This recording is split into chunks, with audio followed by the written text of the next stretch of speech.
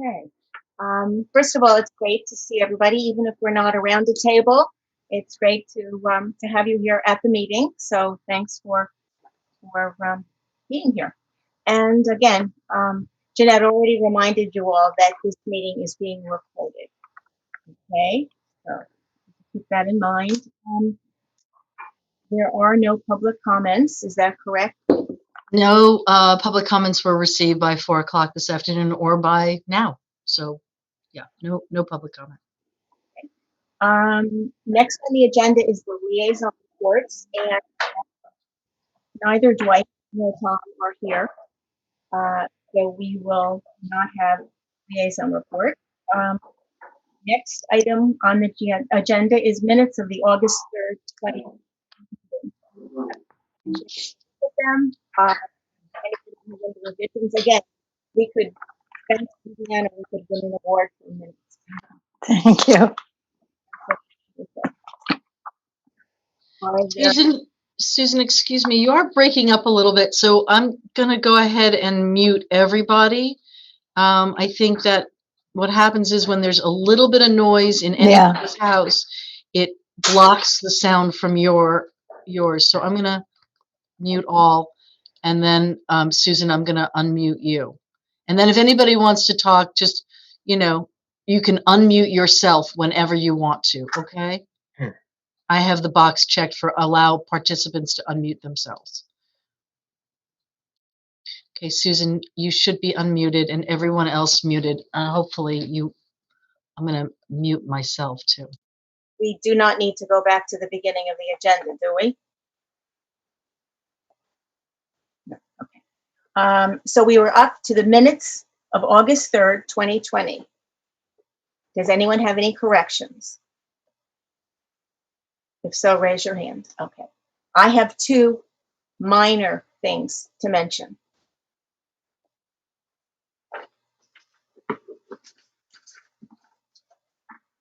Under the staff present, I think we need to add Human Services Director after Jeanette.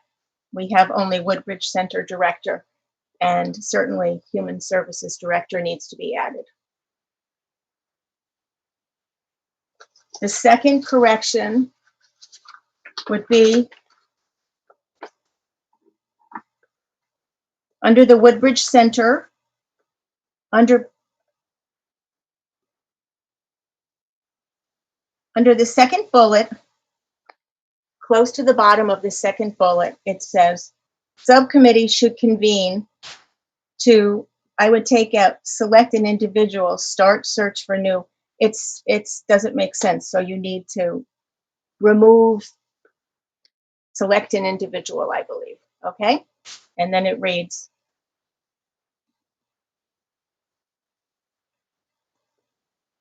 it seems so weird with no feedback from anybody, but maybe Viviana should be unmuted for a minute. So how would you like it to read? The subcommittee should convene or select an individual? Well, it should convene to start search for a new senior center director, I believe. I mean, I think. Okay.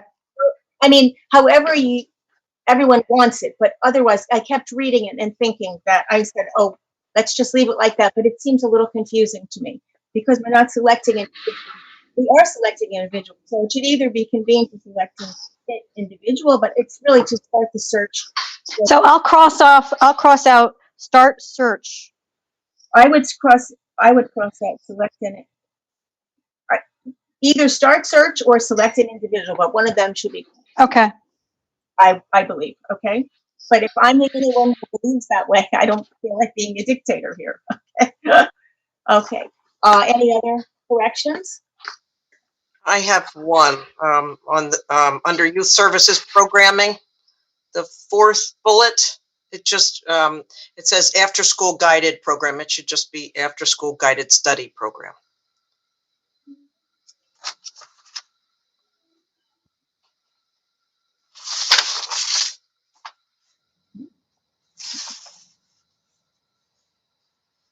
Okay, that's all I have. Now I'll need any other corrections? You're muted. You're muted, Jeanette. Jeanette, you're muted. Jeanette, unmute. All right. We've had Jen join us. You can all see that Jen is here, and I have unmuted her. She can say hello, but then I'm going to mute everybody again so that we can hear Susan. Actually, I'm going to leave you all unmuted so you can vote on this one. We need a motion to accept the corrections to the minutes. I'll make the motion. Okay, and we need a second. All those in favor of the motion as it has been just amended? The minutes have been amended, and we have a motion to accept the minutes as amended. All those in favor? We You have can all unmute yourself. Aye. Okay. Aye. any nays? Motion carries. We have the agenda, and we will need a motion for the additions to the agenda. There are two small additions to the agenda. And under Human Services, after the Boy Scout food drive, Jeanette would like to add a discussion of the emergency shelter, a report on the emergency shelter, and a report on capital budget. So I will need a motion to amend our agenda in that manner. A first and a second. So moved. Pat, and a second. I'll second. Deanna. All those in favor of the motion? Aye. Aye. Anyone opposed? Motion is carried. Okay. Moving through our agenda, we'll begin with the Human Services report. Okay.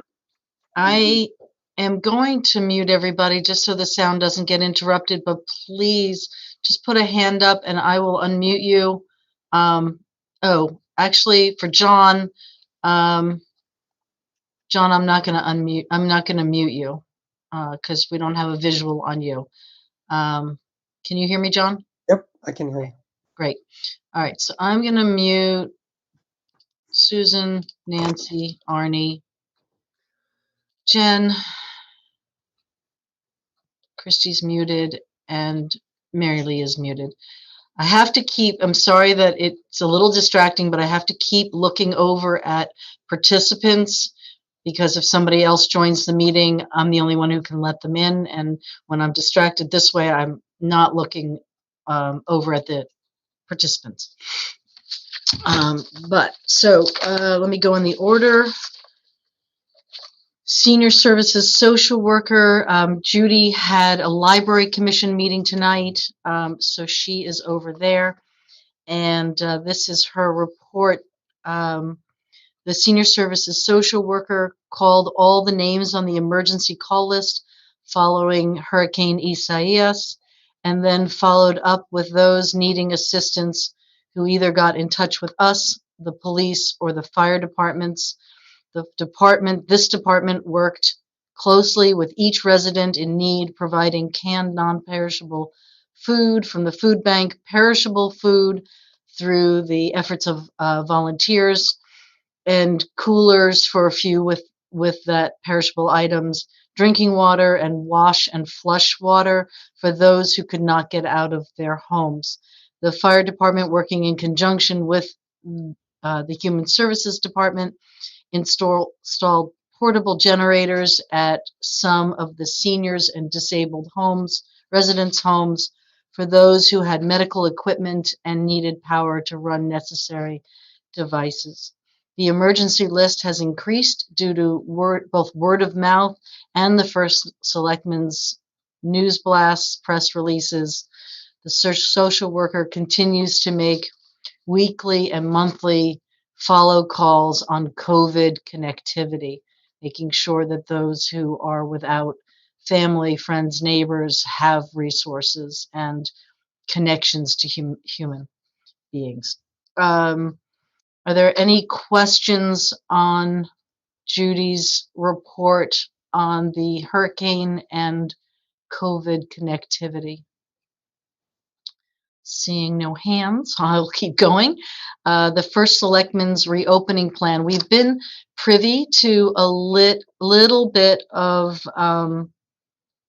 what the framework for reopening buildings is. Right now, it's just some dates and some initial framework. The first selectman's reopening plan at this juncture is to open doors to the public January 2nd, with potential soft opening happening in October, November, to allow folks in by appointment only. Everyone will be screened with health questionnaires, and a temperature will be taken. The plan will be pushed out should the numbers locally and statewide increase. I met with the fire marshal last week to measure each of our public rooms to figure out COVID occupancy. What we're doing is taking the square footage and dividing by 113 square feet, which provides 6 feet in all directions.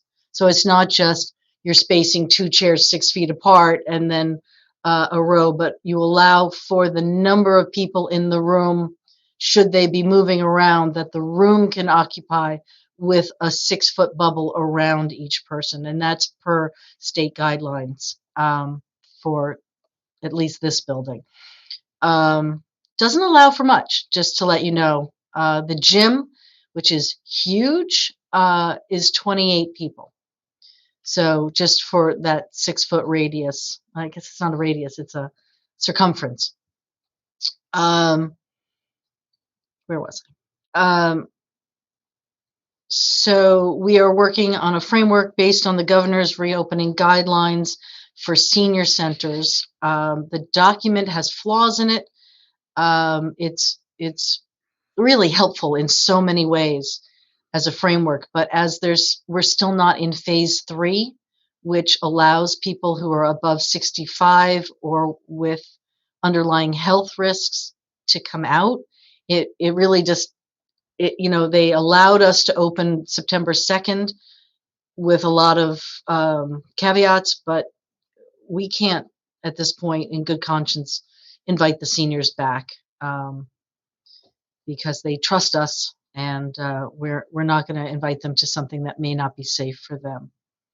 The planning will be part of a townwide plan that is specific to each building and department. So know that Beth's not going to create something for town hall that doesn't work for the library or the senior center. Each department will figure out and use services. Each department, social worker, everyone will have input as to what works for our building and with the tasks we need to accomplish.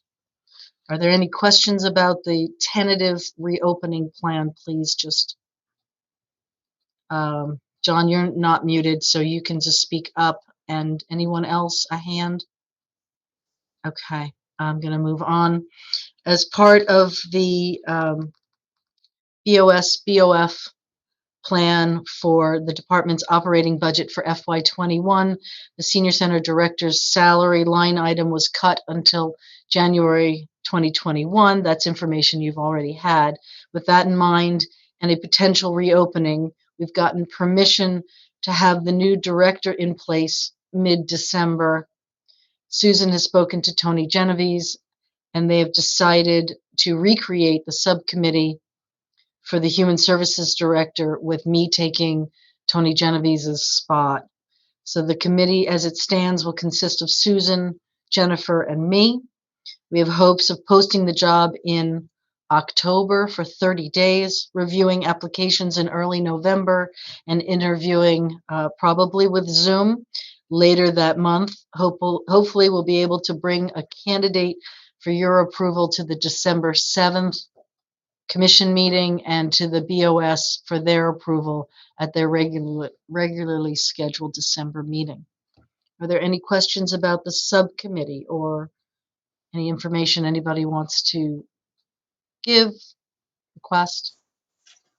Are there any people that you think from past interviews that might be interested in this job? Or is this going to be a fresh group of people? Well, it's certainly going to be a fresh cast that we will cast out and look for responses. So, Yeah, we haven't been here since 4 years ago, 2016, January, were the interviews for when I got the position. So I'm pretty sure we should start fresh with that. Or were you referring to in-house applicants? Yeah, I was more interested in whether there's anybody currently on the town payroll that might be looking at the job. So I know of one.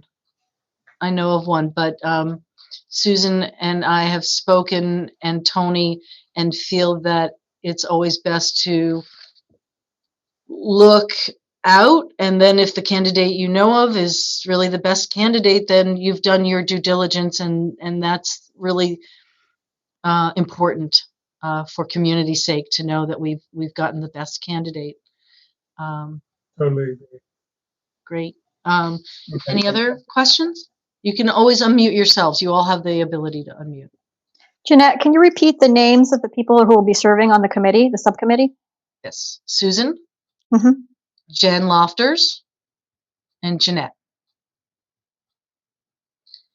It's always best to have an odd number in case we have a tie.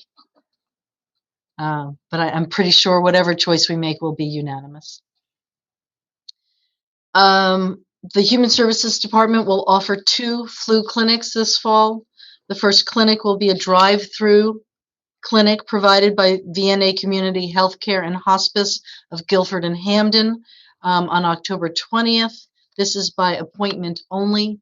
We have 120 appointments in 3 hours, and as to date, there are 65 appointments left. So we've booked. We don't book it. VNA books it about half of the appointments already. The second flu clinic will be offered by OVNA, Orange VNA, on October 26th, about a week later, under the white canopy out behind the library. And that will be an in-person outdoor event, and it might be a little chilly. Jeanette, how is that being publicized?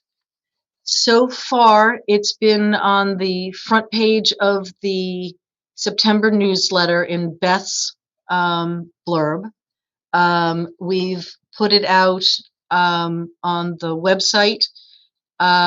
We did a robocall this past Friday and called close to 400 seniors in town, only Woodbridge residents. We can cull the list through the system we have to just have Woodbridge residents. I'm not advertising this with our clients who live in other towns. There are other drive-through clinics that VNA is offering, and they're welcome to choose whichever one they want, but we're not going to pitch it to outside of Woodbridge. The town employees are all welcome to this, and they've been invited through an email. For now, that's where we stand. Unless, Christy, you can remember anything else we've done? No? Okay, she's shaking her head. Okay. Any other questions? Okay, and it'll be in the October newsletter as well. Oh, and it was in the Woodbridge Town News that just came out. So another site. Okay, we're almost done here. Sorry. The annual Boy Scout food drive will be coordinated by Judy Young with help from the rest of the Human Services Department. On October 24th, the Woodbridge Boy Scout Troop 63, along with help from Troop 907, will be collecting food and hygiene products to benefit the Woodbridge Food Pantry. There's information at the website to say what we're looking for. The flyer that will go into every mailbox will specifically list the food items and cleaning products that we're looking for. Donations should be placed in a bag and left by your mailbox. Bags should be left outside by 9 a.m. and picked up by noon the same day. We're lucky enough to have a custodian who will man the center building to allow for a Saturday delivery of all this food. And as you know, this is one of our biggest food drives, and really provides the lion's share of the food we distribute throughout the holidays and into the next year. With Nancy's hard work in the food pantry, and Ellen's, there are new shelving units, and it's been reorganized, and our drivers in their downtime have been going through and culling out food that's about to expire. We do ask, if this is aired, we want to make sure that everyone knows no expired food. It just takes the staff so much more time to go through every expiration date on every product, and we throw it out. We don't save a thing. So, any questions on the Boy Scout food drive? Okay. The emergency shelter planning during COVID is quite complicated. The Red Cross has stated that opening a shelter should be the last choice, and utilizing push-in help to deliver food, water. What we did during Isaias is your first line, and providing hotels, motels is your second choice, because putting people in congregate situations is not a good plan. That said, when I told you before about the occupancy in the gym being 28, it does not allow for a lot of room. So Betsy Yagla and I have been talking to Beecher Road School Facilities and Al Pulo, who's their finance director, and again, also with staff of the high school, to look into using either of those places should we get into an emergency situation with frigid temperatures and a lot of people. We would need to open up a shelter. The police department has been good enough to give us quite a bit of some PPE, face shields, clothing protection, gloves, masks. It's not our choice to do this, but if we have to, we're going to be prepared with a plan to help town residents. So right now we're in preliminary discussions. We are moving ahead with a potential agreement with Beecher Road School, and that should happen next week. And there's a tentative plan for the high school. We have to figure that if they're affected by the outage as well, or the emergency, that either one might not be available, and we may need to come here. This building is in good shape with its generator. So that said, we're going to need some help, and we'll need volunteers to make this a reality should we get into that kind of an emergency situation. John? John, are you? Nope. Okay. I thought John was going to say something. No, sorry. No, it's okay. You lit up, so I thought that was some signal to me. Any questions about shelters? Lastly, I want to mention the capital budget forms, which are not out yet, but in our last department head meeting, they were mentioned. I assume that we'll have them in the next couple of weeks, and will be due in early December. In previous years, we've had vehicle replacement, a carport, and renovation to the center, which existed, the renovation existed in the building maintenance capital budget request. I would be happy to meet with Susan and any others who have met in the past. I'm not quite sure who's on that committee. Susan would know better. And discuss. I would like to remove the vehicle from it, because we did get the car the day after our meeting last month. We got the car, 2008 Crown Victoria, from the police department, which is so new to us and wonderful that, trust me, 12 years old means nothing. It's just terrific. I'd like to remove the car. We have one van. We're getting a second van, as you remember, from the 5310 grant, and that'll arrive sometime late October, early November, we're told.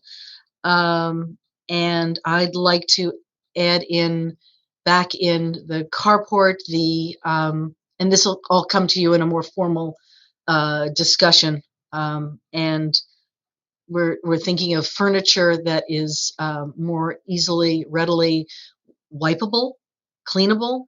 We have a lot of fabric here, and just going forward with the cleaning restrictions we're going to need, furniture is going to be an important item for the whole department in various places. So we'll be talking with staff and get Nancy's input for the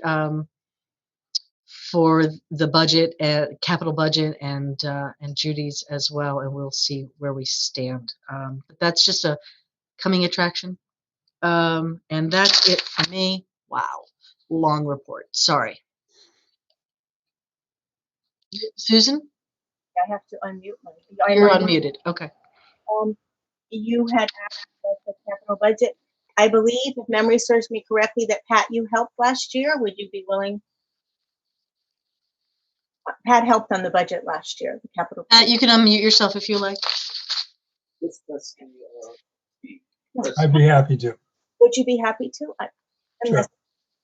I'm hearing no other volunteers. I know you, Pat, did it last year, and that would be helpful. You asked Jeanette for that clarification, and so Pat has to do.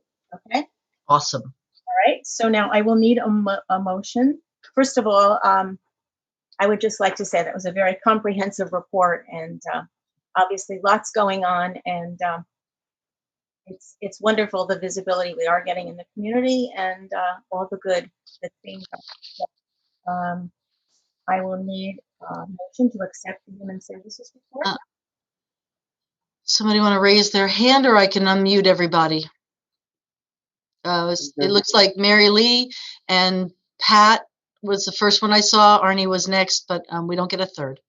Okay, perfect. So all those in favor of accepting the human services report? Anybody opposed? John, did you want to verbally? Yep. Okay. Okay, the motion is carried. Next on the agenda is youth services. Nancy, you can unmute yourself. Hi, everyone. It's been an interesting time, and I'm kind of trying to do some planning. It's been difficult with just finding the right space, and also just seeing how the kids are doing once they're back to school, and the staff as well. As far as the grants go, we did submit the end of year grant report, and so that is done. DCF is handling new budget forms. They were supposed to send some out. They finally got it out to us just Friday evening. I was here, and it just so happened I saw it come in. So we have a new budget form. We may have to break down the budget requested in a little more detail. So I will be asking some questions on that. That is going to be due October 15th. And they also asked us to fill out a budget form of how we spent the enhancement grant monies for last year, because a lot of the programming got halted. So we had to, scramble to find another way to spend some of that money. There were supplies purchased, equipment, and so forth. So we will be submitting that on the 15th. In the meantime, we're looking at programming. So the Red Cross babysitter training went really well. That was outdoors under the tent, and it was very warm the first day. But I have to say, we're just seeing more and more resilience in these kids. I think they're having to be flexible, and they never complained once. They were just, they were baking, but they seemed to enjoy it. Lots of great participation, so it was good to see that. The chalk art challenge, we extended that into July, and we had 14 families participate. Everybody got a little something, so we purchased, and we had a donation too for some gift cards. So we bought gift cards to local businesses to support them, and families got gift cards, and they also got some little summer toys. I went to Walmart and bought some things. So, fun balls and paddle, games and whatnot. So they were very, very appreciative. One family came by, and all the kids were in the car screaming and thanking us. So it was really sweet. And it's fun to see the artwork too. It's really, and those should be posted on our website. I believe Ellen went ahead and posted those. So you should see those. Take a look. They're really, really interesting. I am working on plans for diversity programming, as a result of the Black Lives Matter movement this summer, and the, just the interest in our young people in the community. I've been working with some people on, planning for this year. So right now, because we're not really doing any large group activity in the schools. There's no after school programming, and right now they don't have any plans for any, really any programming, but we'll be working with the principals and the administration and social workers.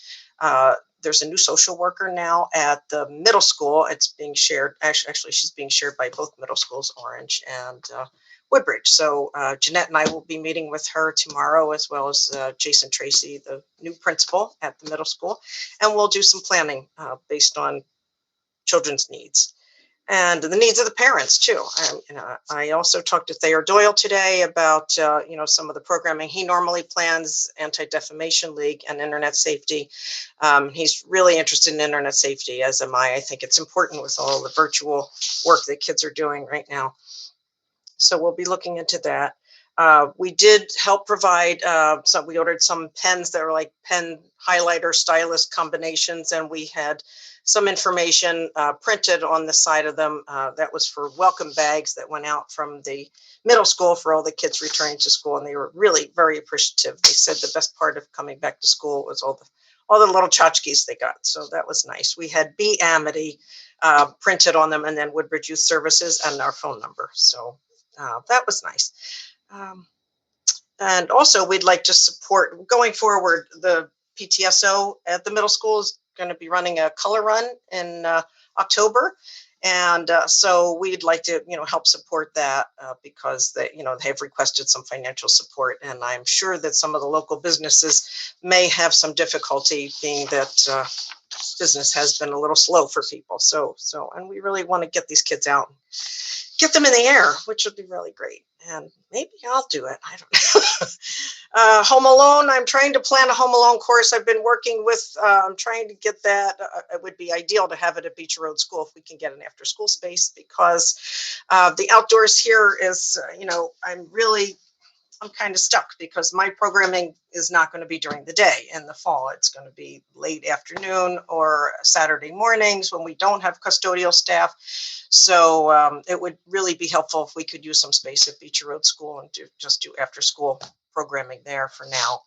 And we'll see. We'll work with the middle school and see what their thoughts are. I am working closely also with the youth services director in Orange, and we will try to do some collaboration as well as we did last year. We can get better programming and spend our monies together and share. And I did reach out to Paula Cofrancesco and Bethany about spending the funds that they share with us better for possibly some in-school programming and whatever is needed this year, because we just have to change our plans a bit. What else do I have? Staffing. Oh, and Job Bank, of course, is continuing. We're only really doing outdoor jobs right now, but after the storms, we get the calls for the yard cleanup. So we've been doing a lot of that, and we'll be raking leaves pretty soon. So we'll try to keep those kids busy. I've been interviewing those kids who want to join outside on the picnic tables, and so it would be nice to be able to start pulling them inside one-on-one, and especially I don't have to always work around the weather. It would be nice to be able to schedule an appointment and have a child come in and meet with me. As far as staffing goes, our coordinator, has been struggling with doing her hours. And so we've been discussing whether or not she wants to continue in the same capacity. We thought maybe we could work with her for the time being with, just slightly reduced hours and keep her on board and see where it heads. It's just hard for parents working around their children and families and other concerns. So I will be working with Kathy to try to, see how that works out, because we do need the support. And I'd hate to have to, really train another person this year. This would be the fourth person in a year, and it's getting old. So just about a year, I guess. So, I'd like to keep her on board and look ahead. Hopefully we'll be able to have evening programs after the beginning of the year. Nancy, I don't think you meant to say 4 people in 1 year. Oh, well, it's 4 people since I left. 4 third years person. ago. Yeah, yes. Third person trained in the year. Right. Yes. Because the last person left just about the beginning of the school year last year. All right. Any questions?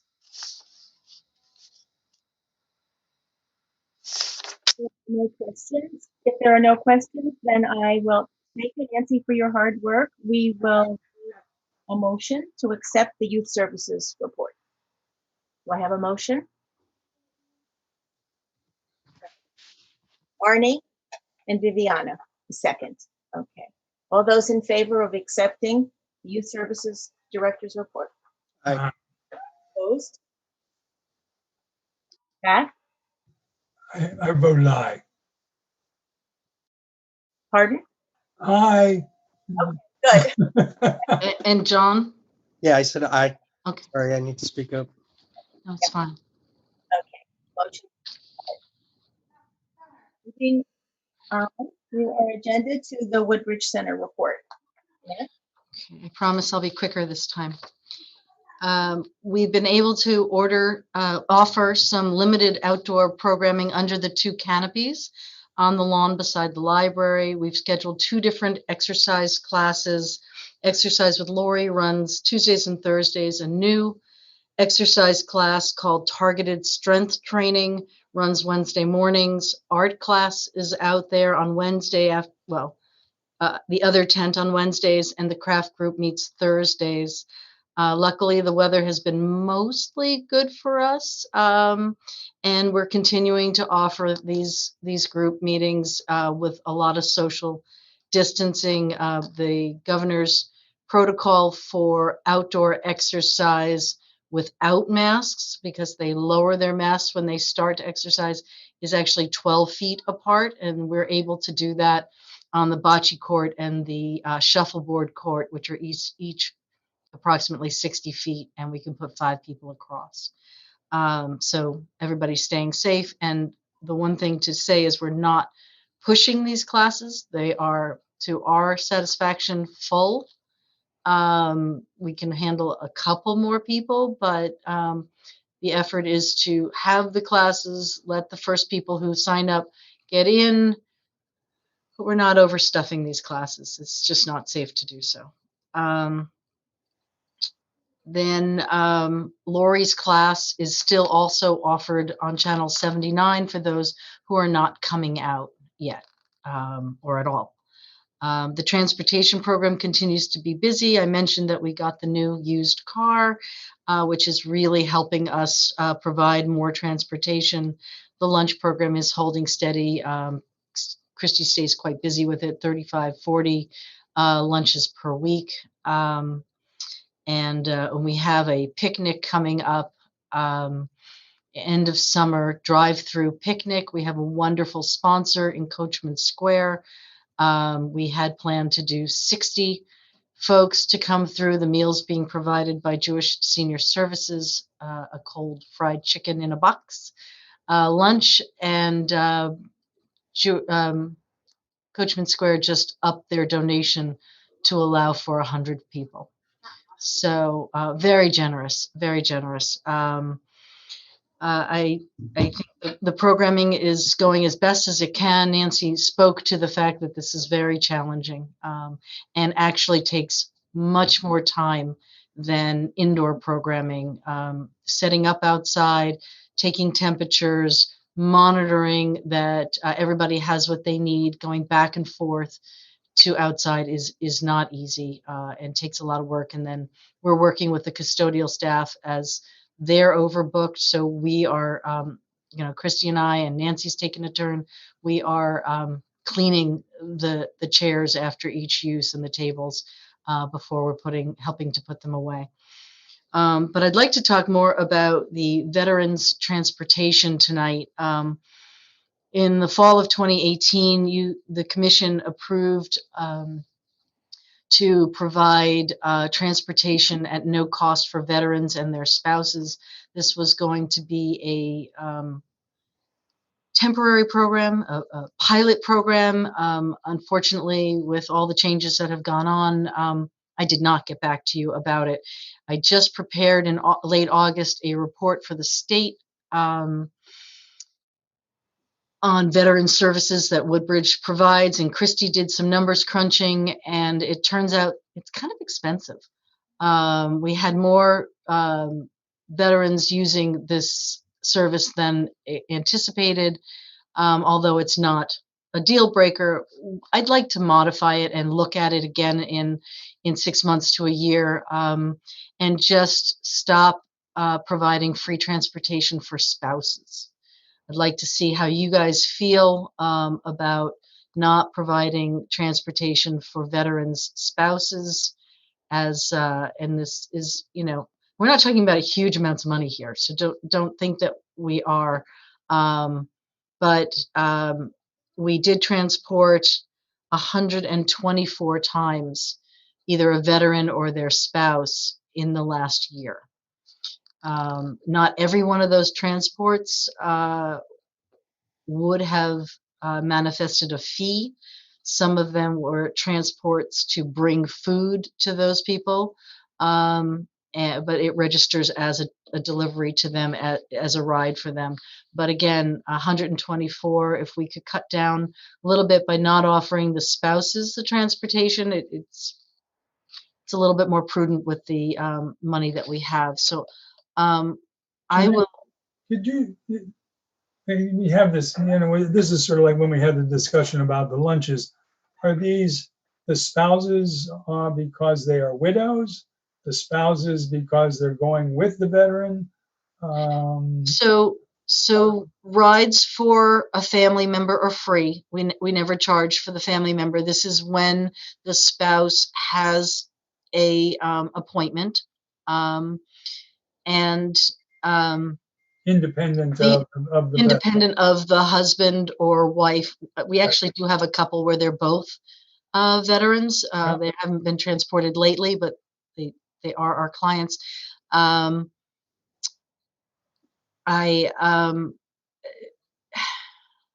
In looking at our clientele, I can tell you that it's a lovely thing to do. Is it a deal breaker for these families? We also can provide rides if they financially qualify at no cost. So this is just a benefit for veterans and their family members, but it is not. It's not something that would be missed. What percentage of the rides are for the spouse only that you would, so what do you expect that you'll be able to save? I think we have quite a few Not dollars, just number couples. of rides. Yeah, I think we'd probably be able to save about a quarter of the rides. Christy, would you agree? You can chime in here. About a quarter would be the spouses. You have to unmute yourself, Christy. Sorry. I would agree that that's about right. So about a quarter Can of you hear the me? cost. Yep. Good. Thank you. Arnie, you looked like you. Well, my question was very similar to Pat's question about the percentage of rides that would be no longer, compensated by the town. I tend to feel that that's appropriate if funds are relatively tight. That would be an appropriate first place to consider checking.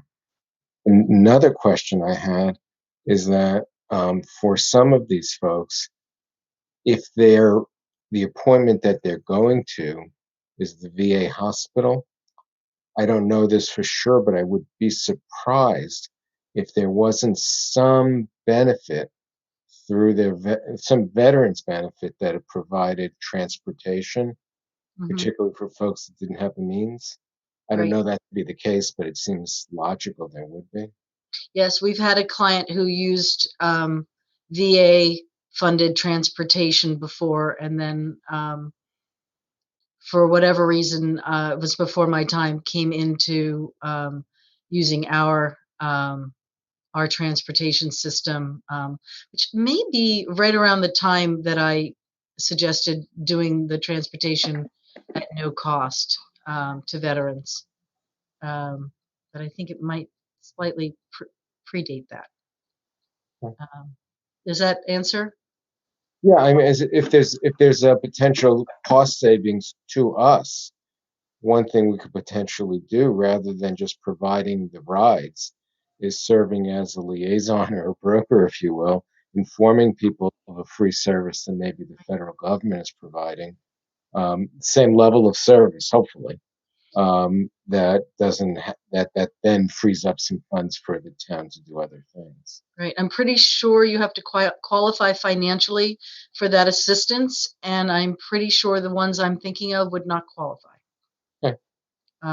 But we can definitely look into it. I have a liaison with the VA, and I'm happy to make a call and see what those qualifications are, and to see if any of our clients qualify for that. Then perhaps we can either be getting a reimbursement, or they can be getting some kind of assistance.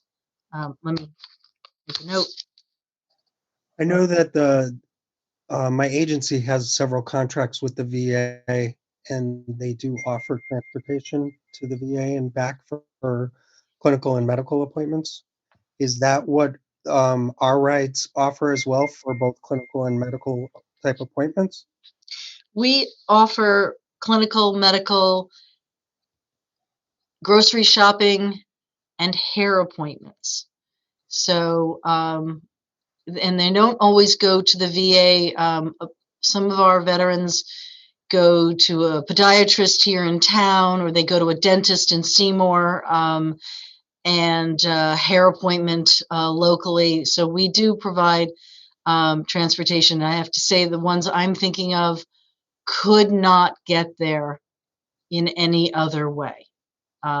Those appointments definitely would not be covered by the VA, and I think it's important for us to continue to assist residents with mobility issues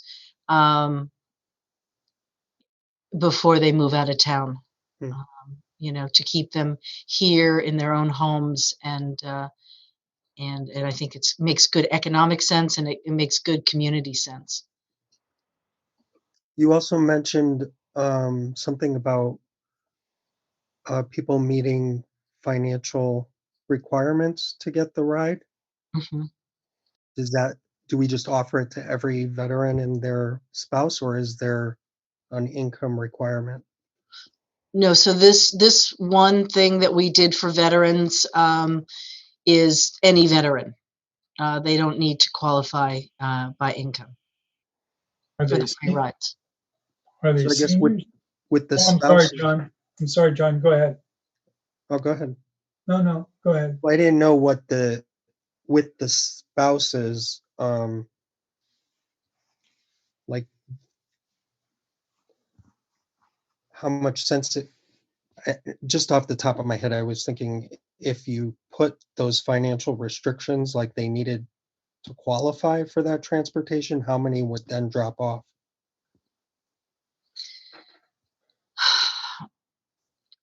It's a very low threshold. So our income qualifications are extremely low for the services we provide. So most of our veterans would be above that level. That said, does it take a chunk when someone has to go to repeated appointments of their monthly income? It sure does, but they do not qualify. So low income is different than qualifying income, I guess, is what I'm saying. We can certainly look into it. Not everybody is forthcoming who would want to go through providing documentation for the free services. So if we happen to have it on available, because they also are provided fuel assistance, or Massaro Farm vegetables, then I can cross-reference those lists. But much of this would be added to get these people to qualify. We'd have to go through an intake of their records, if that makes sense.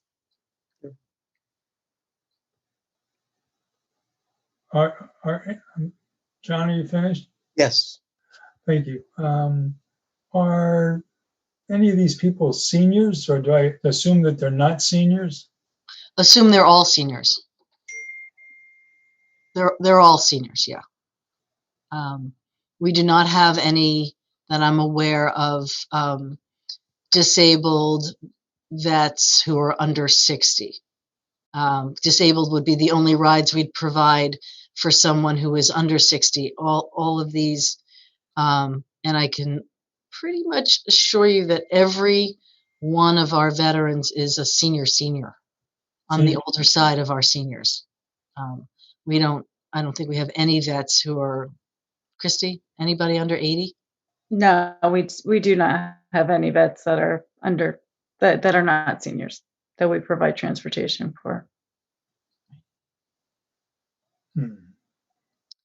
So I can either come back next month and provide you more information on the amount of rides provided to the wives. I can come back with more information on vet services. I don't know if you're comfortable taking a motion now. As it stood, the program was only supposed to be 6 months, and we're going into over a year. So I don't know. No, we are a year in November of 18, so we're over a year and a half. So it does need to be voted on at some point to either continue it in a limited fashion, or to not continue it. Do you want to continue this topic for next month or take a vote? Could I ask one more question? Absolutely. Is this a sponsorship opportunity? Could we raise funds for this? For this, absolutely. We raise funds for other things. The town programs like transportation, I'm a little uncomfortable. They're generally budgeted items, what we have in our budget, and when we raise money, it's generally for things that are not in the budget. But could we find a sponsor? What happens if that dries up? We cancel the program, we can't get it back into our budget. I'm a little concerned about that. I'm just thinking of it, the alternative is to cut it out of the budget anyway. So it's sort of a step exploring that before we decide that we're not going to provide the service, which is the path I think you're on. So, No, I actually am not on eliminating this. I still believe we need to provide this for veterans. I just think that we tested the waters with the spouses, and I believe that to be prudent with the tax dollars, we should pull back on that a little bit, and not offer the spouses, but still offer the veterans a worthy service. That's my suggestion. Not opposed to whatever you guys want to do. Jeanette, could you take a moment maybe and give us just a tiny few words about some of the positive aspects of it, some of the feedback that you've gotten, whether you feel like it gives us visibility. It's good to provide to the community. Another benefit for a senior. I feel very strongly that we should definitely be getting a piece of the pie, and of tax dollars, of our tax dollars being spent on seniors. So when you think you might want to say, if not, then so be it. We can just see whether we have enough interest now in a motion, but you are in a position to comment on that. Sure. It's incredibly well received. People are grateful. They know they served, and now we're thanking them for their service. They feel appreciated. There's when I had to write this report about what the town of Woodbridge does for veterans, it was a pretty short list. I actually have the report here. We provide transportation, durable medical equipment, We provide access to a New Haven Vet Center and VA community outreach specialists. Once a year, we have them come in. We do information referrals for vets who need information, but we do that for all residents. And we give them referrals for home care assistance. There is access to a reduction in their taxes if they apply and are income qualified, as there is for all seniors. So not a lot going on to serve our vets. And we thought this was a way to show them our appreciation as a town and to provide them with much needed transportation. I still feel very strongly about this program. I just want to be as clear as possible that we do our level best to spend every penny we spend wisely and with a lot of thought here. So leave it up to you guys to decide, but I got to tell you, seniors, you know, they're very grateful. Everything we do, we get nothing but thank you cards and warm, wonderful conversations with the people we serve. It's heartwarming all the time. And perhaps a comment on what other communities are doing for their seniors vis-a-vis the vets. You know, I'm really not familiar with what reduction in transportation costs the other senior centers are doing, but I do belong to the CASP organization, Connecticut Association of Senior Service Providers, and I'm happy to put a question out tomorrow to see if there are free or reduced ride services around the state, and we can reconvene this conversation in October, and probably between now and October meeting, we'll have about 8 or 10 rides that we give. So it won't make a huge difference if we put this off a month, if you'd like. Yeah, and when you come, Is everybody comfortable doing that, or what is the consensus? I'm happy with putting it off. I'd like some real dollars. I'd like to know how much money we're actually talking about Okay, when you come back. sure. Hey, Christy. She does the research on this, but I will talk to the other communities, the other towns, and see what everybody's providing and come back with some data for you. That'd be fine. Thank you. Sure. I think finished with your agenda, right? Actually, I have one more item. Oh, okay. I'm sorry. We discussed in January, I think Arnie might remember, we discussed raising the price for in-person meals here at the center, and we had a really good conversation about it. So with that in mind, we started the home delivery of the flash frozen meals, kind of like bam, bam response to COVID, continue meals. Let's get them out. Now we're very comfortable in this being our meal delivery system, and we've had a chance to look at everything, and it seems that the cost needed to go to $5 a meal from $4 a meal, and with no pushback from our clientele, we have moved to $5 per meal for the frozen meals, which is right in line with what they cost. And I think we feel more comfortable doing that. We went ahead and did it for October based on the conversation in January. So hope that works for all of you. We'll test out the waters here and see how this goes for the next 6 months. And I'm now, just concerned that I'm getting the reputation of being the penny pincher around here.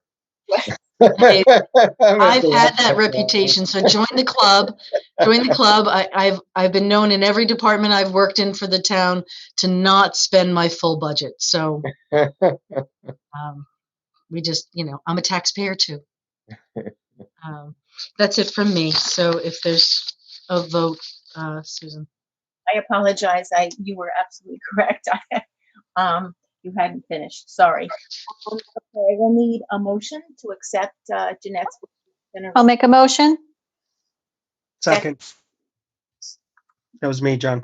John, okay. John seconded. Great. Thank you. All those in favor? Aye. Aye. Anyone opposed to the motion? Another unanimous motion. Okay. Thank you for that report, Jeanette. Next item on the agenda is old business, new business.